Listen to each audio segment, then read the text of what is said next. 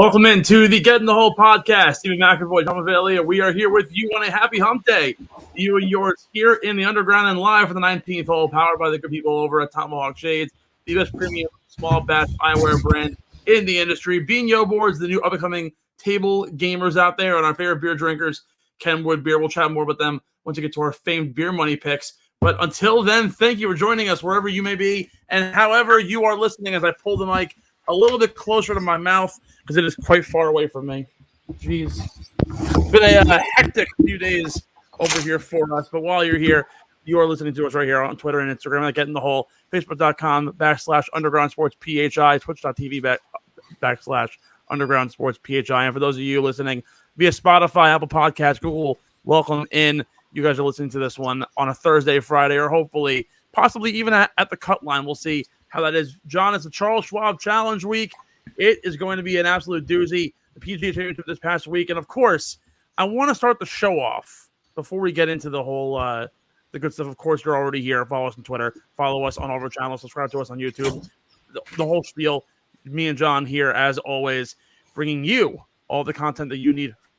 You can follow me on Twitter at Stephen McAvoy_ and John at I Make Pars. John, PGA Championship this past weekend was an absolute doozy, to say the very least. I think you and I can both agree that it was a little bit of a, an interesting event, to say the very least. But first, before we get into everything, I want to give a shout-out, a ode to our friends in Philadelphia, the Flyers, the Phillies. Thank you both for sucking so bad that the Mets can be first place in the NL East, and that the New York Rangers, can be so close to an Eastern Conference final. Last night, John and I went to the Rangers game, and it was, wow, it was electric. Yeah, it was. We had a blast at the game last night. It really was one of the best playoff games to go to for the Rangers so far. So we really got a treat. We really don't have the Flyers to thank for anything because it's not like they did us any favors. They just sucked, and the games we won against them are. I mean, to be honest with you, I think at this point, anything to kind of just shit on the Flyers about, I think is a plus. When's the last time they won a championship? The 70s? Probably their only one, wasn't the 70s? Was it that long ago?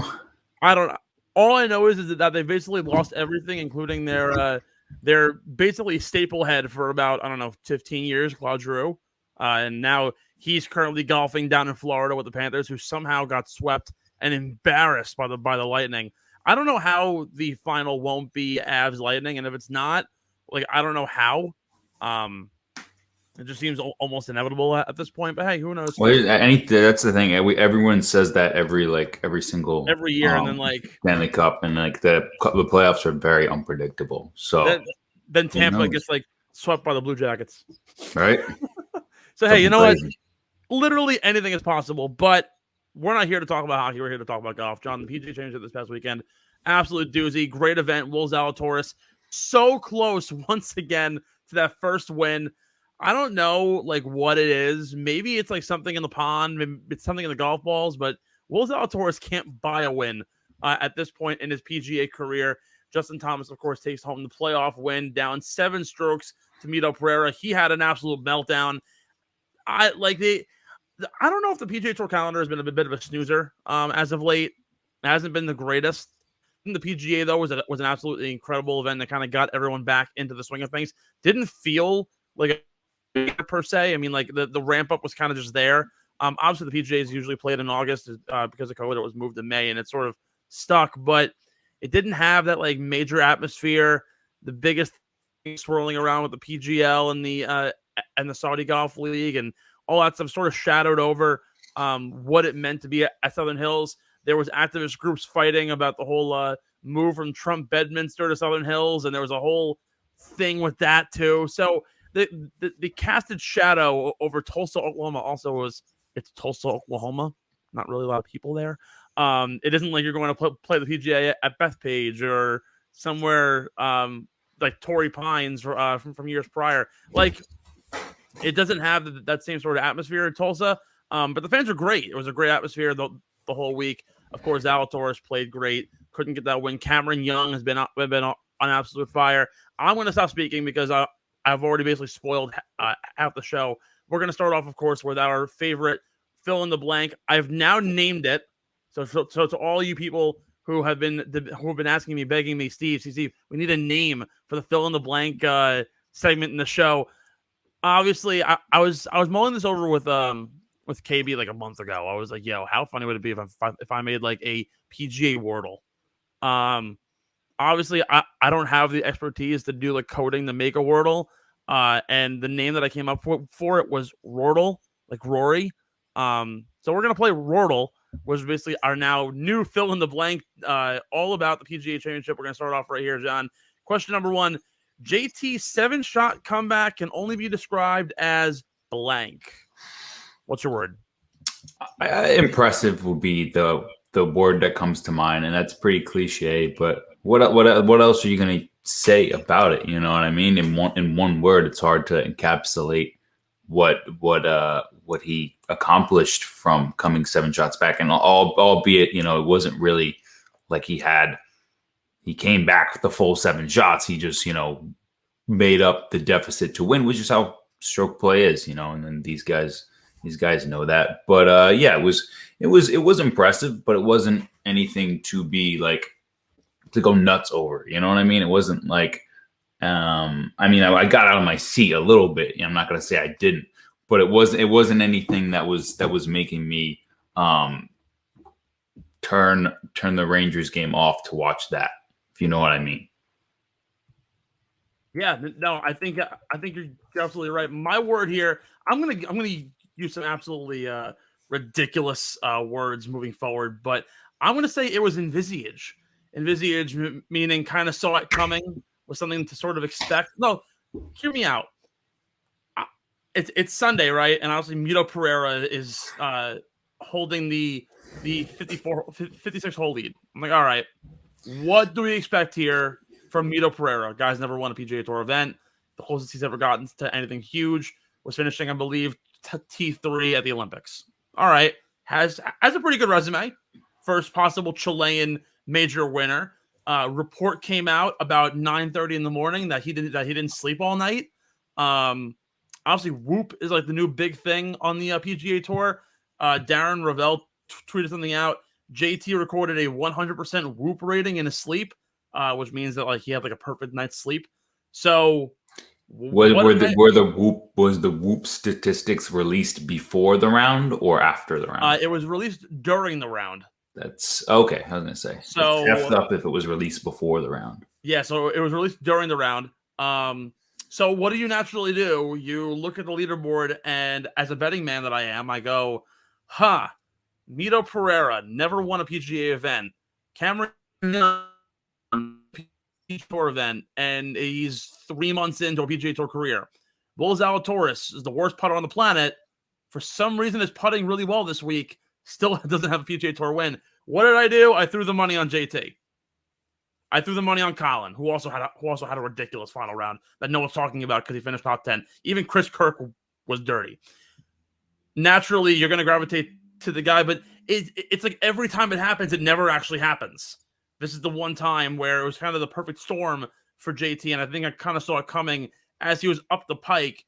I think it was after the shank shot on the par 3 15th where he shanked it like 40 yards to the right and had like 10 yard approach shot into the green. He even said afterwards, he goes, if I could shank a 5-iron and win a major, I'm pretty sure anybody could do anything.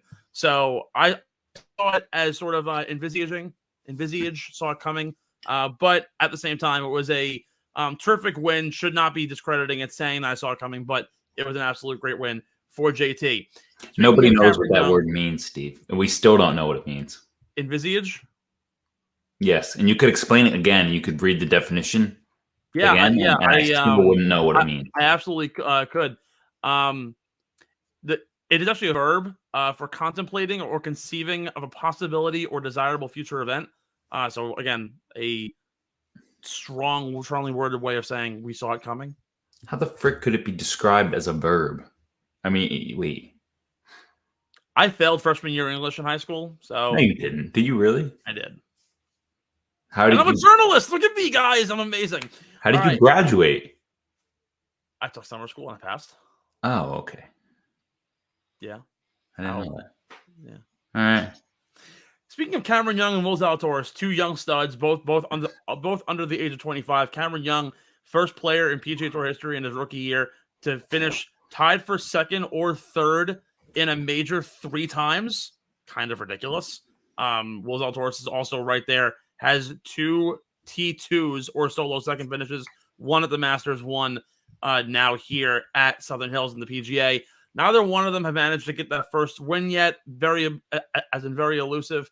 But Cameron Young and Will Zalatoris this season have been blank. What is your opinion on the boys? They've been overperforming, I would say. Really? Yeah.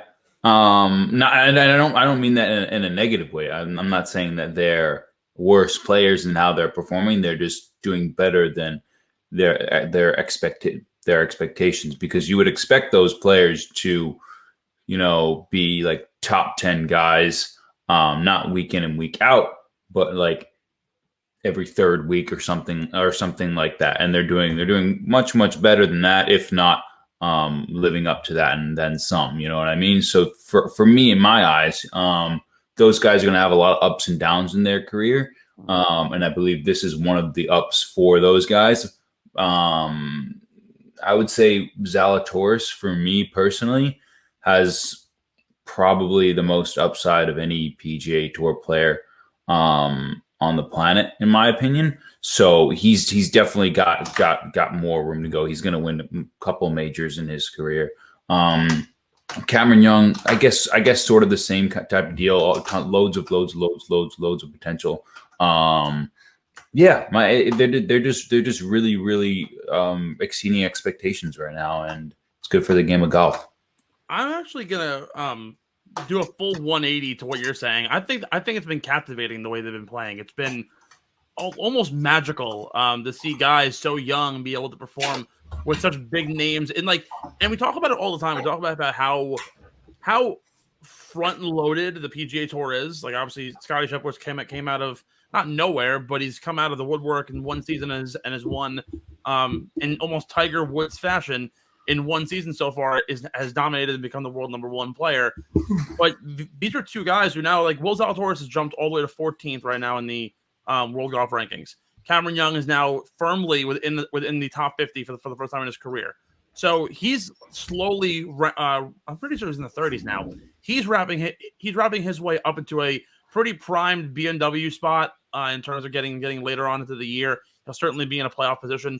Zalatoris is possibly going to be one of the young guys to crack the top 10 if he can get up there again. But I don't think they've been underperforming more so than they've been able to kind of prove a new way of golf. And I think Zalatoris does it a little more than Cameron Young. I think Cameron Young is, to much of his chagrin and to what much of people have been looking at from him, the guy made the PGA Tour and based off literally 3 starts on the Korn Ferry Tour. He came on, he finished 5th, and then he won back-to-back events. And the guy was like, all right, I'm out of here. Let's go. And at that point, like, the sky's the limit for Cameron Young. He shows up and goes absolutely nuts and is now on pace to be have one of the best rookie campaigns of all time.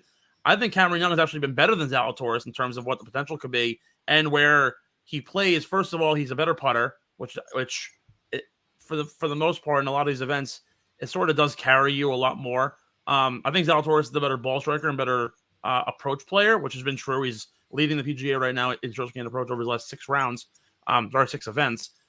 But Cameron Young simply has the better putter, and I think he has the more of the to overtake Zalatoris. I think both of them will be in the conversation with having multiple majors. Will have a lot of similarities to guys like Colin and JT and Spieth in their younger days. But Cameron Young, don't sleep on the guy. He's been absolutely incredible. But Will Zalatoris has taught us one thing. He's taught us that you can be a bad putter and ball strike your way to the top. Granted, this week he led the field for the first 2 days in putting, which is actually very impressive for someone who ranks right now, I believe, 121st on the PGA Tour. which is worse than guys like Ian Poulter, who's only played in like 3 or 4 events so far in the second half of the year, or the latter half, not from the October restart. So very impressive from Wolves Outdoors to be able to ball strike his way to the top every single week at par golf, which is a impressive thing to do. Again, with fields like DJ, Rahm, and the bunch all chasing him every single week. Third question here, we got to talk Mito Pereira. It was an absolute meltdown on the back nine. Mito's breakdown was nothing short of blank. It was nothing short of revealing in the sense that it showed what he's truly made of, and I think he's going to have a really short memory with this thing, and he's gonna win. I mean, he's in the conversation of the Cameron Youngs and Will Zalatoris, and I think he could be better than them, to be quite honest with you. I think he's got the all-around ability to be better than those two guys in the next 10 years, in my opinion. So it wasn't shocking to see him at the top of the leaderboard. And I specifically remember last episode, we were talking about the betting odds, and Mito Pereira was like, he's either dead last or he's well bottom. You're like, there's no way Mito Pereira is winning this. And I was like, hold on, wait a minute. He kind of fits the mold for the course, and he's one of the better all-around players on tour, because it's pretty rare to find a guy who's good tee to green and then good putting as well. That's really, really rare. So yeah, it was a little shocking to see him towards the top, but you can't be too surprised when you got a guy with the talent like that. So yeah, it was revealing, and he showed that he's made of some he's got some grit in him, and he's gonna bounce back quicker than we all think. To Mito's credit, he was one of the only guys who following his round, like for example Rory, he actually spoke to the media immediately afterwards, and you don't really see that from guys who have that much of a meltdown. But his breakdown was nothing short of, and the way I'm going to use this is a little harsher than what I'm making it sound like. I guess like cataclysmically bad.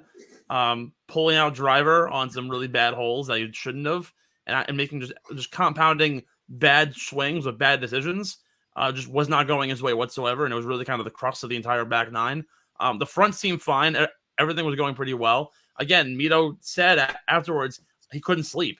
And we talk all the time about this 54-hole lead. Like, how hard is it to hold this kind of lead with the pressure that's on your shoulders and the idea that, all right, I now have everyone breathing down my neck. I got to play basically flawless golf, knowing that people are going to go hard in that final round. And what happens? He managed to wet the bed. And yeah, it's revealing, but at the same time, though, it's something to look back on and be able to grow with. And Joaquin Niemann said it after the round. All the guys from South America after every single round, Sebastian Munoz, Joaquin Niemann, and Camilo Villegas, they all stuck around. They all waited for him. They were all talking like a bunch of buddies.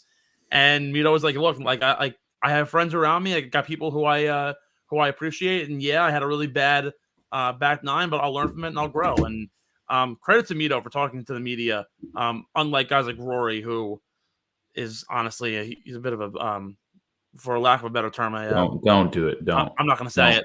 No, just don't even just the whole sentence. Don't even say it. Speak to the media. Come on. No. It's a round of golf. Fuck the media. What? No, fuck the media. Give me a freaking break. Come on. The media. The media is full of a bunch of scumbags who want to write a story and get paid. They get paid to be assholes, basically. Technically speaking, you and I are in the media, so you're calling yourself a scumbag. No, we're not. We're not the people who write articles about these guys and ask them questions after rounds. I mean, I write articles. I'm referring to that part of the media. All right. Regardless, I still think, despite you playing bad, you should at the very least speak to the media and just give them what they want. No one doesn't want to hear from you. It brings bad vibes. Question number 4 here. Who surprised you the most at the PGA was blank? I think it was JT, because I didn't see his next big win coming that soon. I thought he was going to have a couple swing issues. I thought his body might be giving out on him, and I didn't see it coming this far into the future, and I thought he kind of fell off from where he was at from when he was top 2 in the world golf rankings back a year and a half ago plus.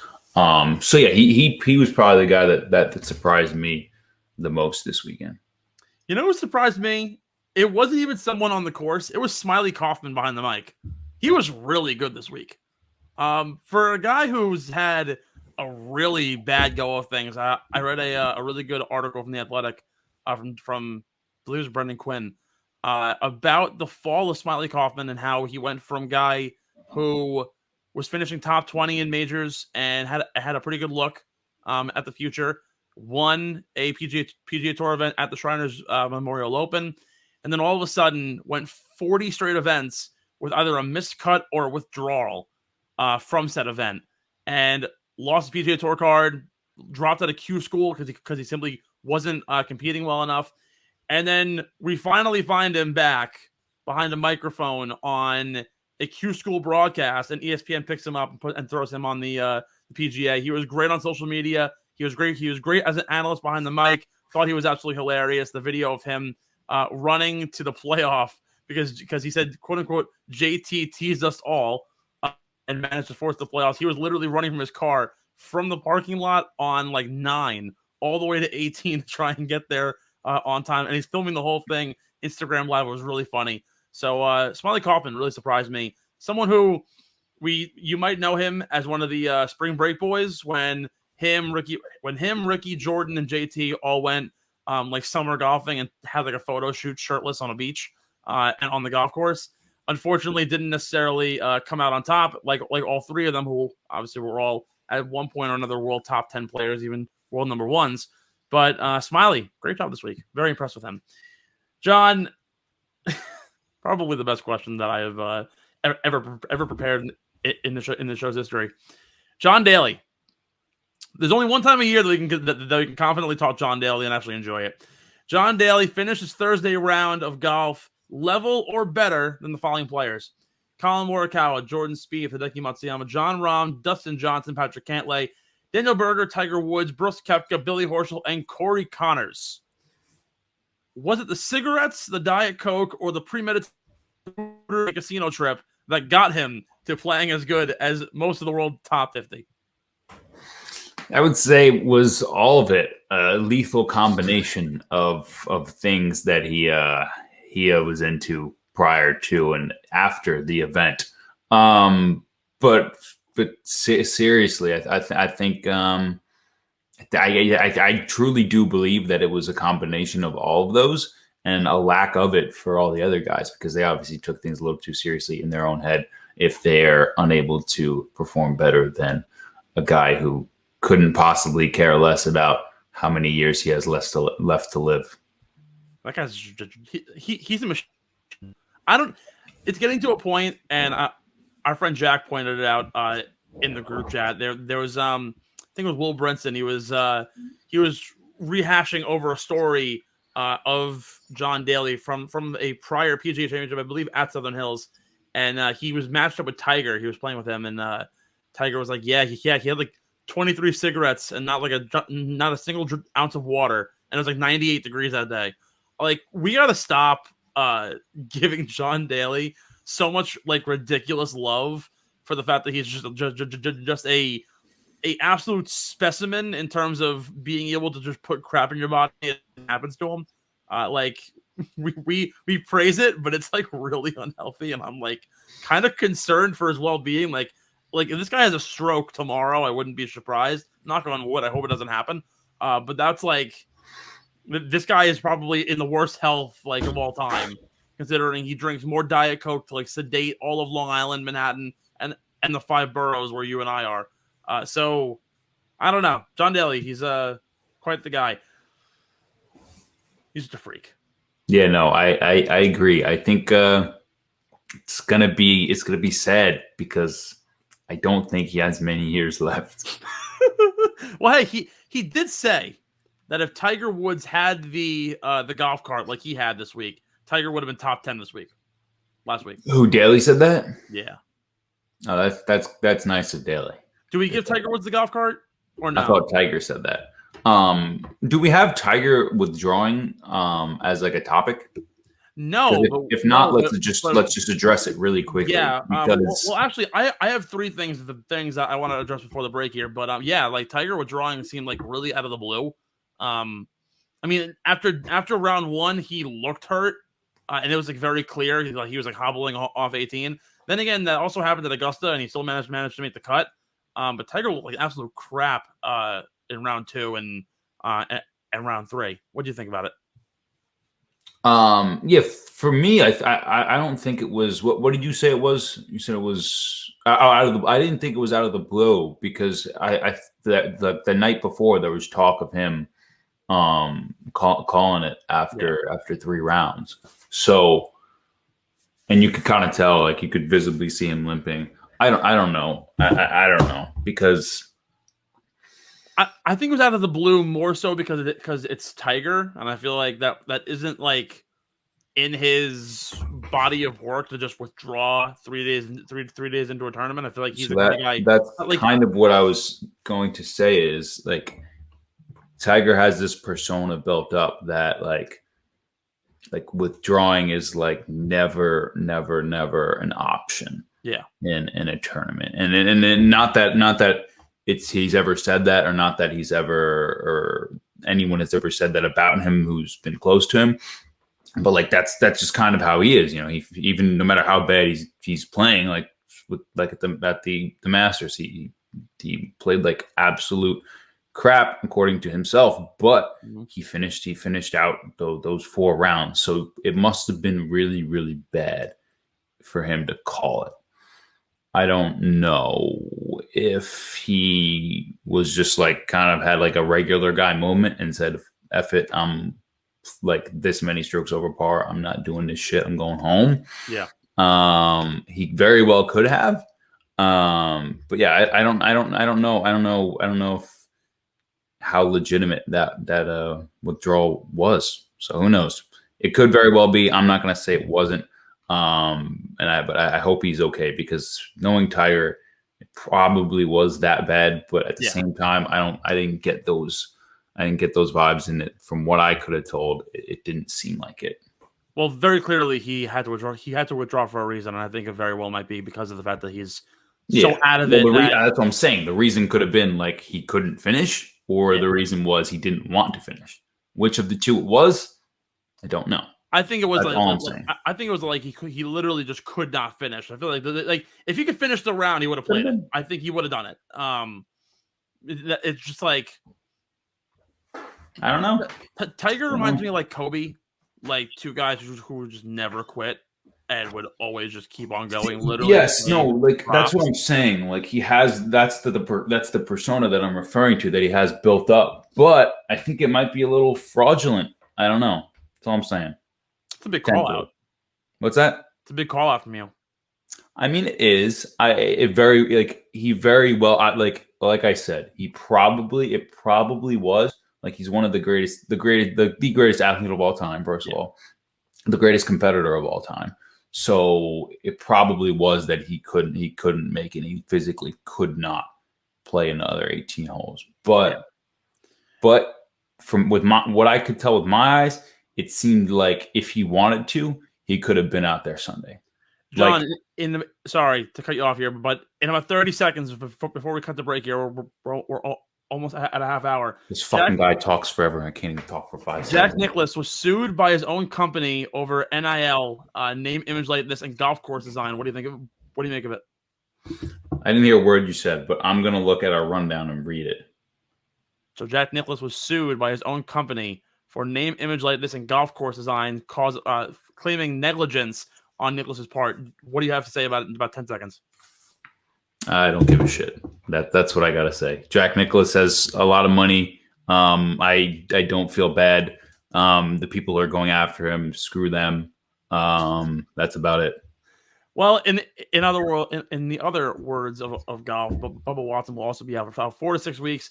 He has a knee injury apparently, so he'll be out for about 4 to 6 weeks. Might very well miss the U.S. Open. We'll see. We're gonna take a short break, quick little 30-second break here. Once we come back, we're gonna give you everything you got to know about the Charles Schwab Challenge, Colonial Golf Club down in Fort Worth, Texas. John's been there, so he's got a really good insight to what to expect over at Charles Schwab.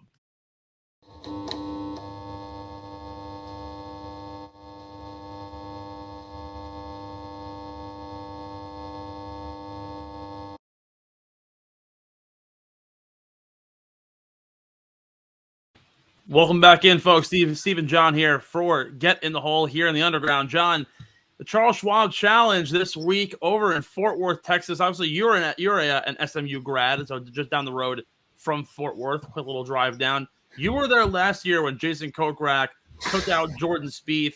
He was hanging around in the big old pickup truck that you get when you win the Charles Schwab. Let's talk a little course confidential. Shall we, John? Give us all of the updates and everything we got to know about Colonial Golf Club. I want to hear it all. Sure thing, man. Sure thing. Colonial Country Club. It's a very, very difficult, challenging course. Looks like from what I could tell when I was there, it looked like it required a lot of focus, especially off the tee. Pretty narrow, well guarded. The rough isn't anything crazy or anything like that, but it's well guarded by trees. Bunkers around landing areas, bunkers around the greens, all that type of stuff. Par 7,200 yards, may play a little bit longer than that for these guys this week, but somewhere around there. I believe the grass is Paana, if I remember correctly. But the main thing about this course is that it has a lot of dogleg rights. And then the par threes can be pretty challenging, but also pretty rewarding if you can play all of them under par as a whole.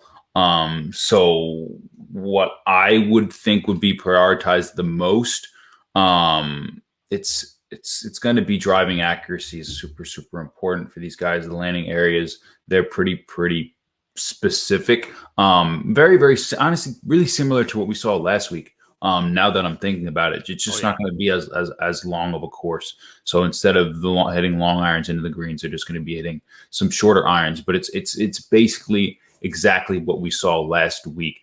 So guys who either were expected to thrive last week or did thrive last week and are playing this week, this could be guys to look at. But yeah, it's all about ball striking, and then once you get that, rolling the birdies. So tee to green is really important, iron play as much as off the tee. I don't say just driving accuracy or driver accuracy, because a lot of 3-woods are going to be in play for some of these holes where you won't be able to cut corners. That will be the case, and cutting corners could be disastrous for a lot of guys. So you're going to see really strategic golfers play well and really consistent golfers play well, in a sense that they're not consistent really week to week. Is not what I mean by that, but really just consistent with their shots and their shot shaping ability. Yeah, Colonial is a really interesting week on the calendar, because usually, of course, it follows up the PGA, but this is the first time in a long time where you go from a major course like Southern Hills that's a 7,500-yard behemoth, really long holes, driver's paradise, designed by Perry Maxwell. Then you move over to another Perry Maxwell design that's basically the same thing, just like dialed back, watered down, I guess you could say. Jordan Spieth said it the best. He literally said last week at Southern Hills that Southern Hills is Colonial Golf Club just on steroids. It isn't as long. That? Literally word for word. Because as I was thinking in my head, I was like, Perry Maxwell design, and then I was as I'm talking, I'm like, oh, it's basically the same course last week. Except they're just going to be hitting shorter irons into the greens. That's about it.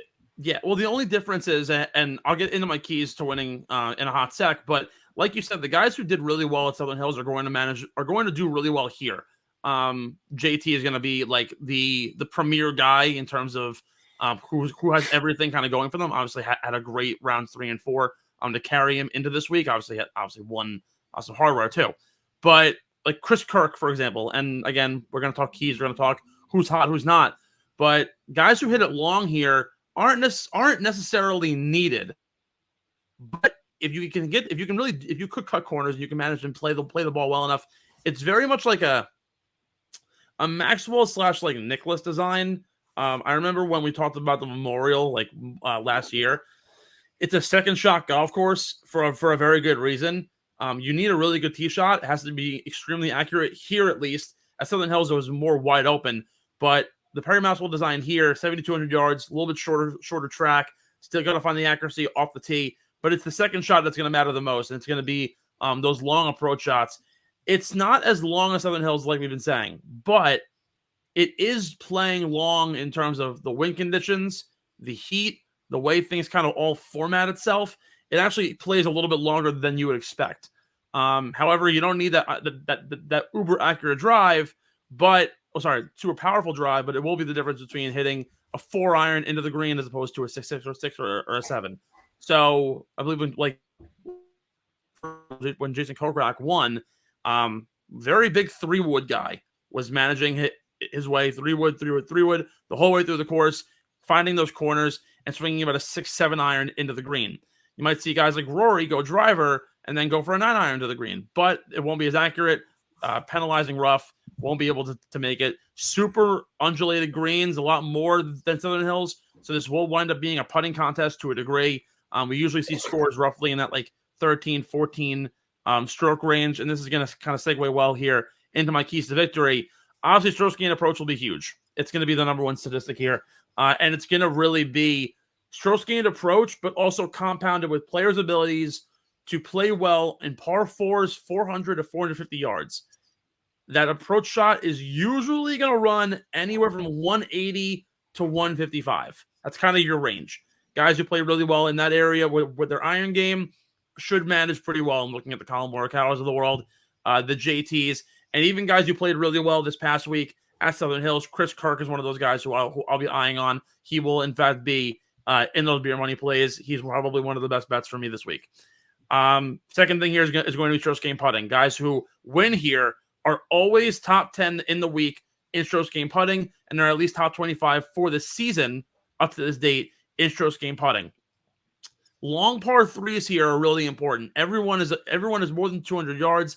Guys who play well on long par 3 conditions will have an advantage here. A lot of false fronts on these greens, so guys are going to have to really be able to stick it. But the heat's going to really help. It's going to be about 94 degrees down in Texas. As John, you know, it's the heart of the summer, so guys are really going to be sweating their asses off. But with the more denser heat will come better ball flight, will come more of an opportunity for the ball to stick right onto the green. So it will be a pretty good advantage. Also, you are right. Those POA fairways, overseeded ryegrass, and then, of course, the bent grass greens, which are a staple of down in Texas, Florida, and the Sun Belt, Bible Belt, whatever you want to call it, down in that area. So really, those are the keys. Accurate driver, really good approach shot, long par 3 play, ability to find your rhythm within 180 to 155 yards, playing those 400 to 450 yards par 4s really well, and being able to have a pretty hot putter this week will be the key for me. Anything you want to add? You summed it up pretty well. I got nothing to add. I think driving accuracy is probably this is the course where driving accuracy is going to be most important. Probably it's premium. Throughout the whole year, and it's not the most important thing to win for the week, but this is probably the course where it's most important at, if not top 3. Absolutely, is where it's prioritized. Whomst is hot and whomst is not. John, this week we got to focus in on guys who played really well or really poorly at Southern Hills going into this week, and how will they be able to translate? So, John, I'll start off with you. Who do you think is hot? Who do you think is not? Who had a great week at Southern Hills, and will carry them into our course this week? I didn't have names picked out for this shit, so I'm just gonna. I gotta be honest. This is my least favorite segment we do because really? I prep for everything else, but I don't prep for this. So every time you bring it up, I use this more so as my guide to figuring out who I'll have in beer money. So really, it's kind of like it's sort of the ramp up, I guess you could say, for me. Bro, you're a clown. I'm just gonna go with Matt Fitzpatrick. I feel like he's been playing well recently. Fuck that guy. Yeah, bro. He finished top 5 at the PGA, top 2nd at the Wells Fargo. missed the cut at the RBC Heritage, and finished top 15 at the Masters. So I would say, and then top 5 at the Valspar. I would say, surprisingly enough, for my least favorite player on tour, this guy's playing well. He's playing really, really good golf. He's finding some consistency with his swing. I'm not the biggest fan of his swing, but when he gets the timing right, he gets it right. And Matt Fitzpatrick is playing some good golf right now. I am so ecstatic that he's in the field because I wanted to bet him so bad. But now that I know that he won't be playing, I'm kind of like relieved because I don't want to give him the upper hand on me and admit that like he's playing good golf. But who's been really hot is Chris Kirk. Has been on fire ever since they went down to Florida for the Florida Swing. He's been even better down in Texas.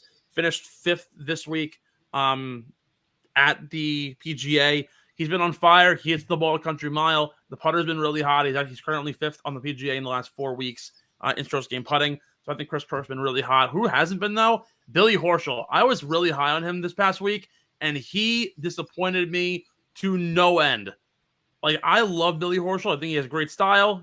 He's a good golfer. He's a guy who deserves to be somewhere in the top 20 in the world. But my God, he had like 7 over on the first day, and I literally threw my phone at a wall. I was like, God damn it! Why would I ever take you top 30? He played like crap. So did Corey Connors, 2 guys who I'm really upset with going into this week. So who's not hot? Who's literally ice cold going into this week is Billy Horschel. John, let's get off this topic so this way you can swipe away. I didn't give my whomst. Whomst does not. You don't even care. Let's be honest. You're right. Care. I don't. You don't care. You don't but care. I have one though. Oh, do you? Yeah. It's Tony Finau, who has cracked the top 20 only like once in his last top 10 events. And I want to take him this week. He's had some success at Colonial in years past. A couple, I believe, a number of top 5s, if I remember correctly. Definitely one top 3, and then I think a couple others in the top 20. But yeah, he's maybe this could be a get right week for him. Who knows? I don't know. I don't generally like to take chances like that, which you kind of have to do when you're looking at golf and trying to bet. But yeah. I don't know about Tony Finau, but he's not hot right now. I really don't want to take him. I've seen him a lot on the odds boards, and it's like good value, but I'm like so like listen, I don't know. I don't have a gun to your head. Don't worry. No, I know, but like I love Tony Finau, and the fact that he isn't playing well like kills me. And I'm like looking at it right now. I'm just like he's currently going off right now at like ridiculous value. I think it's 3,200 to win, plus 32 to 1 to win, which I think is like great value for a guy like him. I'm just like really weary about what's to come because obviously when he won at the Northern Trust, he hadn't done anything since 2017, but he had placed the top 20 every single week. All of a sudden, it's like the golf game just kind of has like stood still for him, and he hasn't been able to kind of figure things out ever since his last win. So I'm a little meh with him this week. Let's get into some prop bets, shall we? Shall we? We shall. Prop bets time brought to you by our friends over at Pickup. Pickup, play the headlines, sign up with your phone, and get rolling today. We have only 4 plays this week, John. Nothing too crazy, but a lot of group betting, a lot of victory stuff, and a very interesting stat that I came across. But we'll start off with some group bets that I found on some sports books. These will be available on Pickup for you to bet. So let's get right into it. 4 guys who are all dominant in the sport. They all are currently in the top 10 in the world. A group bet. Who will have the better week? And I'll even give you the odds too, which is very nice. Scotty Scheffler plus 230, Jordan Spieth plus 320, Justin Thomas plus 240, and Victor Hovland plus 510. Who's gonna have the best week of the 4? I'll take Spieth. The reason being is that when it comes like this is something I've talked about a number of times on the podcast, and definitely sometime within our last 2 or 3 episodes. Spieth, he shows up for the events like a Charles Schwab or like in Texas. Yeah. Oh, okay. Yeah, in Texas, sure. That was going to be one of my later points. But yeah, you're right. This is a Texas event. But the larger point was that he shows up for these events that are in between the majors and in between the larger events. And then everyone's like, he plays well right before major, and everyone like thinks he could do it come PGA Championship week or come Masters week. And then he falls short, and then he starts playing well again. It's for me. I think it's just a mental thing at this point for the majors. Something he has to get past. But for a tournament like this, I'll take him over those guys for sure. I saw something really interesting, and I picked Jordo to win last week. And I saw a really interesting stat. The one thing that I missed in all of this, and I really should have done my due diligence because you know me, I'm the stat head of the group here. But Jordan Spieth, despite playing so well, and when he said, "Oh, I figured it out," it didn't occur to me that he's lost like 14 strokes putting over the last like 7 weeks, which is abysmal for a guy as good as Jordan Spieth. On this golf course specifically, though, in I believe 4 events, his last 4, he has gained 33 strokes putting at the Charles Schwab Challenge, which is ridiculous. I'm also going to go with Spieth. I'm really confident here. I think JT may have a bit of a hangover. Scotty will, in fact, be in contention. And Victor, the numbers over the last couple of weeks have not been good. Have not liked the way he's been playing. So I'm going to totally fade Victor this week as well. But it's Scotty or Spieth. I'll roll with Jordo with the better odds here. Group bet number 2, a bunch of young guys, some guys who have been playing really well. One guy who's been here all week getting ready and has been crushing the ball. Callaway's been all over him this week. Will Zalatoris, Colin Morikawa, Max Homa, and Sam Burns. Who will have the best week of the 4? I really like Sam Burns because he's an all-around player. Something like Colin is another all-around player. I will give him that, but I don't see him coming through at this event. None. He hasn't been playing his best golf. He hasn't been playing his worst golf either. But it's been a little bit of inconsistency there for Colin, and not the Colin that we were used to from last season. The guy who was lighting the tour up at the age of 26, 25, I believe. Whatever it was. I'm gonna go with Sam Burns. I like his chances on the bent grass greens. And I do think that he can manage his way to a better finish than those guys. I'm gonna roll this week with Max Homa. Actually, he's somebody who has had a really good season. Ever since he won last year at the Genesis, he's really kind of molded into form as a top golfer. Aside from him being a massive Twitter presence, he really is a very solid contender week in and week out. I love Sam Burns this week. He might be on the card. I'm kind of debating it right now. I think Zalatoris is gonna have one of those hangovers like he has every time he's finished top 5 in an event. He always sort of falls the ladder off. I do think Colin's going to be ridiculous this week. I think he might also win this week. But I'm going to go out on a limb and say if Colin doesn't play well, I'm going to roll with Homa for a really good value play here. He's currently the lowest among on the odds among the 4. Third thing here, as I said, usual victory total has hovered around like 13, 14 under par in recent years. We have gotten as low as 20. That was about 4 or 5 years ago. But the victory total, the total number of strokes to get to that elusive win, will be over or under 14.5 strokes, which is a pretty liberal number. We have seen a pair of 15s in the last 5 years, a 20, and a 13, and a 14. So what do you think of 14.5 strokes over under for the win? I'm going to go with over. We know that trend this year is to bet the over when it comes down to how well these guys are going to play. So yeah, I'll go over that number just because of that reasoning alone. I haven't looked at the weather for this week. I haven't looked at anything else. So yeah, scorching hot. What's that? Scorching hot and dry as hell. Yeah. So take that with a grain of salt. But who knows? There could be some wet conditions one of the days. Texas is like that. Who knows what's going to happen?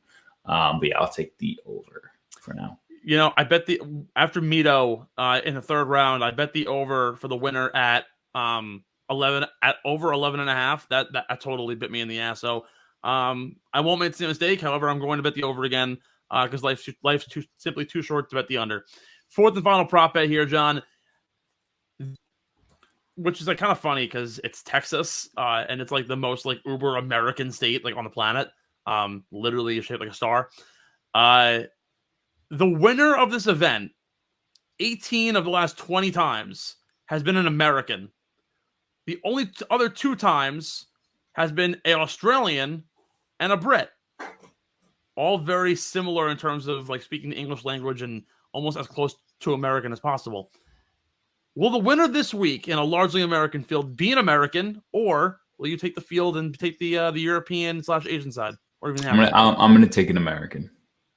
Like, all right, let me like specify here: USA, not like North American. Yeah, I do. I understand. I understood right. that was the. No, because like recently with the world, we've been kind of talking more like North America, or actually no, I've just been kind of deviating North America because of my new job. Because I'm taught that North America is Canada as well. So I'm kind of like, oh, like where's the delineation? Whatever it is. All right, American of the field. Obviously, you're going American. I'll go American as well. We're gonna take our final quick little break. When we come back, we're gonna bring you the best bets of the week over in some beer money. John, you ready? I'm ready, my man. We'll be right back here on Getting the Hole from the Underground. We'll see you in a bit.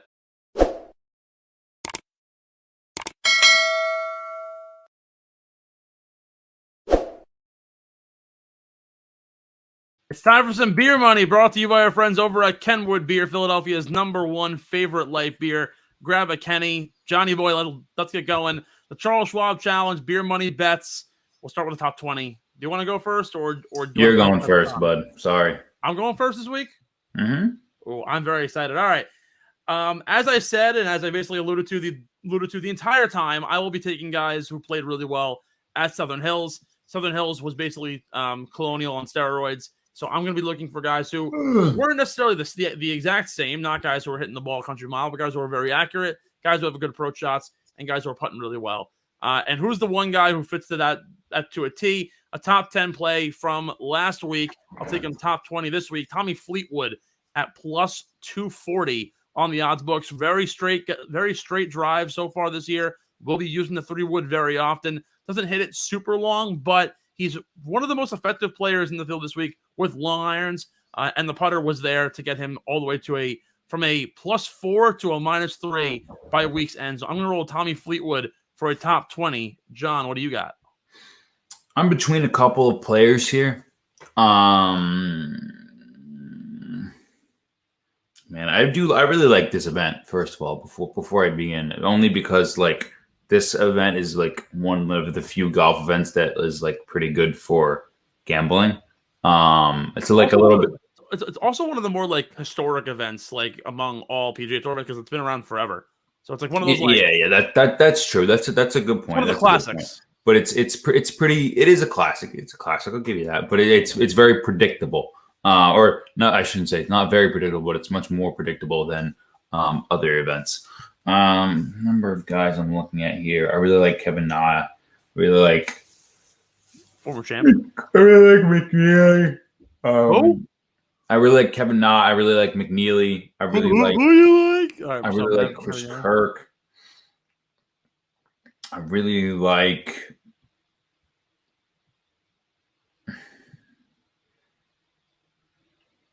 Who was it? I literally just had his freaking name here. Brian Harmon. Yeah, Brian Harmon. Boom! I knew it. I guess I'm between Kirk and Harmon on this one. I think I'm gonna go with Harmon. Yeah, I'll go with Harmon. Why not? I don't know. I really wanted to take Chris Kirk there. But the thing is that Brian Harmon has had a lot of success at this course. And I don't know. I'm feeling it, man. I'm really feeling it. It's like when it comes down to it, iron play is important, and Brian Harmon is one of those guys who gets it done with the irons, and he's accurate off the tee. So why the hell not? a really underrated lefty too. I love Brian Harman. You'll probably see him later in my bets. Top 10 this week. I am between a handful of guys. I was looking at it, and I have a lot of like recent winners or former winners of this event who I'm taking again because of that. The course history really does matter here. I'm not going to go with like guys all the way at the top. I'm going to roll Daniel Berger for a top 10. He won here. I believe that the Charles Schwab was the first event after the COVID restart in 2020. They played, and he just edged out Colin Morikawa in a playoff to win. This was 2 years ago. Berger has plenty of history here. He actually missed the cut last week at Southern Hills, so I'm kind of retracing and being kind of hypocritical about it. But Berger has plenty of history here, has plenty of top 10s. He's had a couple of pair of top 5s and, of course, a win here in his career. So I'm going to roll Berger. I kind of like Spieth, too, for a top 10. The money's actually kind of good, which is like surprising for a guy who plays so well in Texas. He's like plus like 140, plus 240. But I think Berger for a top 10 is a little more predictable here, plus 500 at your local sports book. So I'm going to roll with the hammer. What do you got? I lost you there for a second. Did you toss it back? Did you toss it over to me? Yeah, I'm tossing it to you. Okay, you tossed it. I'm making sure. I don't want to interrupt. You're all good, bro. My top 10 for this week is going to be Will Zalatoris. I really like this play a lot. This is an easy one. He had some success here last year. I forget what the number was. I believe it was top 20. I'm just going to Google it right now as I speak. But he fits the mold to this course. He only had one start, which was last year. The guy's only getting better. And I really don't see any layover for him going into this week as I Google Colonial. Actually, I shouldn't Google that. Charles Schwab 2021 leaderboard. My other point about Zalatoris was I really like his odds this week. I think they're a lot better than any of the sports books are putting out, and it's a little confusing to me that he's kind of under some of the guys that I think he should be a lot higher. I think that he should be the top 3 in the odds. That's how well he's been playing, and I think this is a course that suits him well, even though he didn't. He didn't freaking win the event last year. He didn't come top 20. He didn't do anything like that. Mm-hmm. But he's going to make a run at this title, I feel like. So top 10 for me is just kind of free money. I'm so on the fence with taking Zalatoris until he wins because I feel like he's on everyone's bet sheet like every week, and he just doesn't cash because everyone has him like to win or top 5, and he always kind of misses the mark. I know last week everyone had him to win. The Balls Records way to a win, didn't do it. So I'm going to kind of lay off him this week. Although I really want to take Willie Z at some point. Top 5 this week. There's no one better. There's no way that I can't take him. Jordan Spieth for a top 5. The money's just too good. I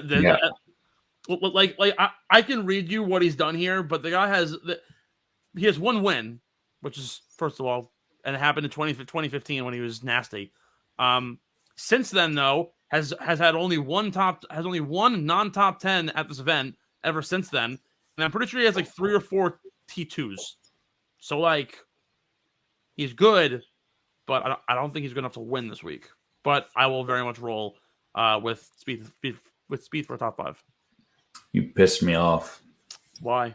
You're stealing my freaking picks. Steal my picks. Jordan Spieth is my top 5. Before I say anything bad about you, I'm just gonna get on with it. Jordan Spieth for a top 5 finish at this event. The reason I like this a lot, not only because it hit just a year ago, and he's had success at this course. It's 45 minutes away from where he grew up. All that good stuff. Jordan Spieth is a player who's really confident shaping the ball both ways. He's been doing it for his whole career. He's been doing it for a long, long time. really, really well. And I'm not just saying that in a sense of a guy who can hit a fade or he can hit a draw. I don't mean it like that. I mean he can hit both at an elite level on tour, which isn't something every single guy on tour can do. So he has this distinct advantage. The fade that he plays will help him at this course on a lot of the holes, but there are just a couple of dogleg rights. He's really fond of this course, so I think that when it comes down to it, hitting the fairway, that's going to be the easy part for him. The iron play is the biggest question mark for me. If that's rolling, there's no question in my mind that he's going to come top 5, because the putting, I have no concern about that. He's going to roll in the birdies. He's going to make it happen. To roll enough birdies and to win, I don't know, but we just need a top 5. So I like my chances. Our chances, excuse me. I totally agree with you. I think it's a home run move, and I'm pretty sure the odds are also really good. Anybody for a top 5 is always really good odds. That's right. Give me times, best bets. I'm actually going to do something that I've never done before. I'm going to actually parlay 2 guys for a best bet, because it's just an absolute home run.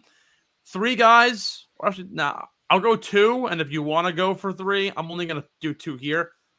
It's Chris Kirk and Brian Harman for top 30s. They're literally plus money, and they're both amazing at this golf course. And they also both, and Kirk especially, played very well this past week. He hits the ball a country mile, like I said. Has a pretty solid putter, and has been pretty good with his ball striking, which is what got him to a top 5 finish at Southern Hills. So I'm going to parlay the both of them for a top 30.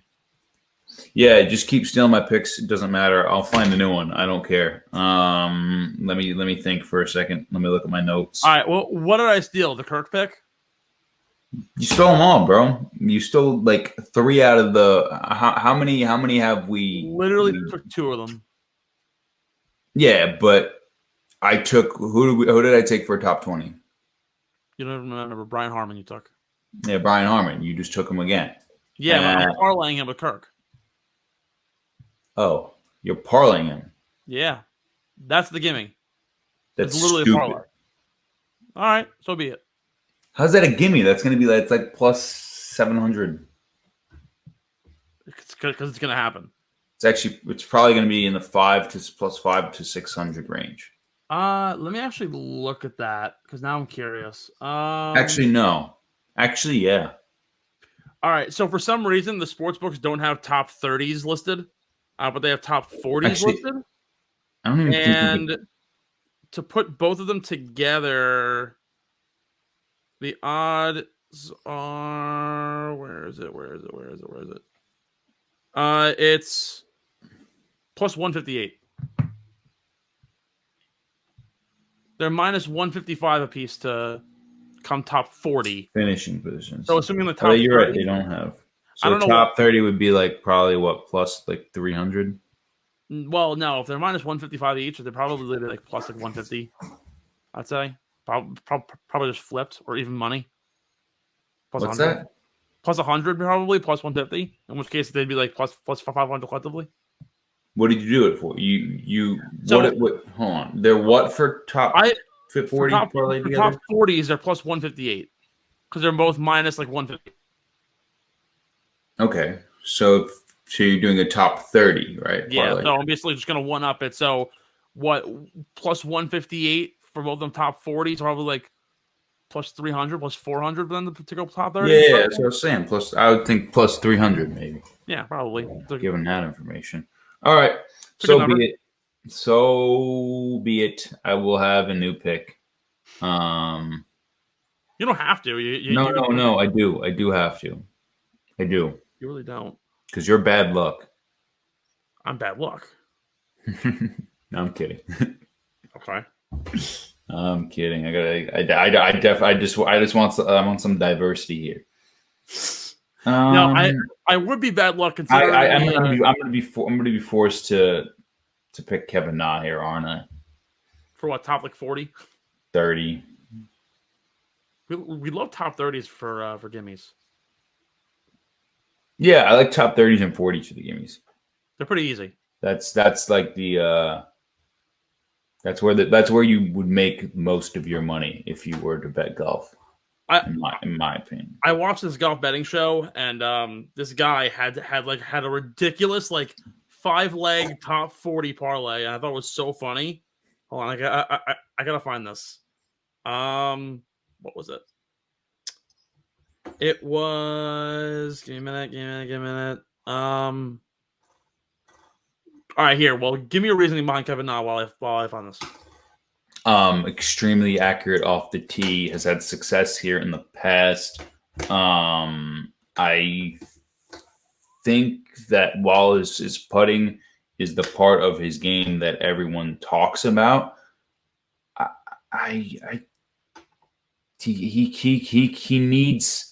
he's going to be able to have some success again, because at the end of last season we saw this guy almost make the Ryder Cup team, and he made a push for it. Everyone was saying he deserved to be on it. Didn't make it.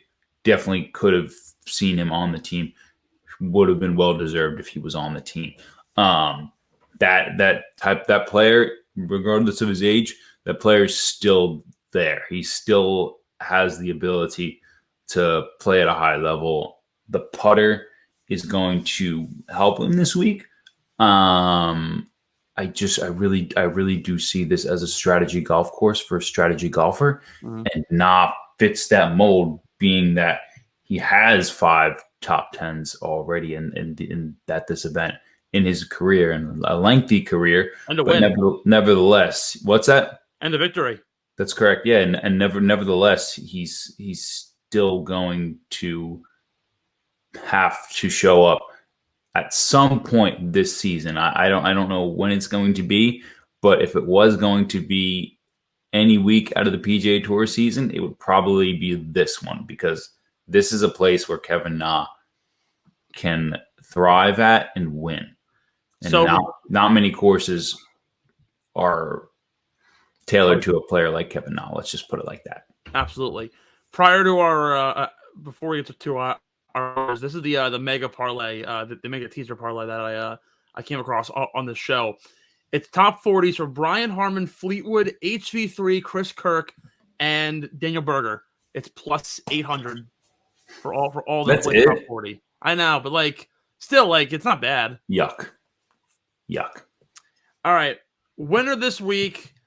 I was so caught up with a lot of guys. I'm gonna go with somebody who was edged out of a win, who was playing so well and had a really great wrap up to the PGA this week. I'm going to go with Colin Morikawa, who lost to Daniel Berger in the playoff in 2020 at the COVID restart. One of the best ball strikers on the planet. The putter has been actually working out his way. He has been positive in his last 3 events. The driver has been great. I love Colin this week. I'm also going to give a couple of long shot plays just to kind of diversify the portfolio for those of you who are watching. I love HV3 this week. He's one of the best long iron players on tour. He's sort of due for something big. He always comes out and has that 1 or 2 wins a year. One abroad, one in America. I think HV3 this week is a good pick to win. I'm also going to give that Brian Harman play as a super long shot plus 4100 to win. But my guy this week is Colin Morikawa. He's due for something big this year. Solid. Pretty solid. Who do I have? It's a fantastic question. Probably Scotty Scheffler. It's not Scotty Scheffler. You bum. It is not Scotty Scheffler. It is not Justin Thomas. It's not Jordan Spieth. It's not Colin Morikawa. It's Victor Hovland. This is a surprise, right? I just don't. When it comes to picking a winner, it's all or nothing, obviously, but it's been really, really sporadic. I don't see Scheffler winning. I believe he played the week. So bad. What's that? He played so No. bad. I know he played bad, but I don't care about how he played last week. What I'd more so care about is how much he's been playing. He's been playing in a lot of events.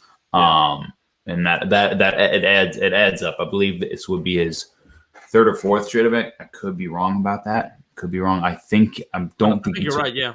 I don't think he took a week off before the PGA though, so that kind of concerns me there. Thomas, he might withdraw for all we know. Jordan Spieth would be, if I hadn't picked him top 5, he would have been my winner. Morikawa, you have him as your winner. Very, very solid pick. If he was playing up to where he normally is at, like we were talking about before, definitely could see him winning. This could be a get right week for him. And posting a top 10 on the leaderboard, something like that. But yeah, I'm just gonna go out on a limb and say Victor Hovland, a really, really good player in every aspect of his game except around the greens, could have some success this week. You know, we don't really talk about him as the most accurate player off the tee, or he's a good ball striker. But he doesn't get talked about as much as the other guys. But I feel like this is a week where, like we saw Jason Kokrak win here. We've seen Tony Finau have success here. Guys like that come out of nowhere, and they're bombers, but they really have all around games. And I see Victor Hovland being very, very comparable to those two guys. Yeah, it's a very eclectic group of past winners here. Berger, Na, Kokrak, 3 very different players who all have like those like odd similarities, but none of them are like all identical. Mm-hmm. Jordan from years past. Although the one thing going against Victor, all of his trophies in his career have all been animals. This one does not have an animal on it, so I'm a little bit weary about taking Victor Hovland. Regardless, that's going to do it all for us here from Getting the Hole Live, 19th hole. John, it's been a great time. Thank you so much for joining us here from the underground. Of course, you're already here, so you might as well follow, like, subscribe, do all that good stuff. Twitch.tv/underground sports PHI. Join the channel. We're all fun here. We'll be here more often than not. Facebook.com/underground sports PHI. Like us there. Follow us on Twitter and the gram at Get in the Hole Pod. Follow me and John on Twitter at Stephen McAvoy _ and John at I Make Pars. You can also find me at the gram under the same handle. And of course, subscribe to that YouTube channel. It's right there in the ticker below you. It has basically all of the information that you already need. Just search Underground Sports Philadelphia. We're right there.